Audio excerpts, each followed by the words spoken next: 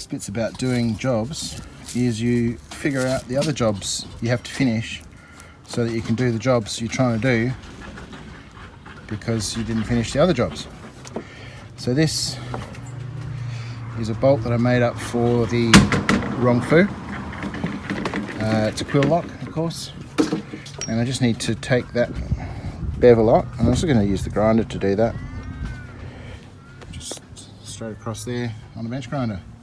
So I have a bit of a chop and bring it across there. And pick a line here and then join them up. I have my mark. Scrub it out. Time to grind it out. I'm thinking just to use the radius of the wheel and the gravity weight of the part and just bring it in to that shape. And the closer it comes in, the better it is. That's good, isn't it, Wayne? It probably doesn't need to go the whole way, so I'll probably take a little bit more out of it. Just a couple of light touches there. I'm starting to make sure I'm pulling it down a bit. So that's done it pretty close, essentially. So there we go. That'll help us lock in.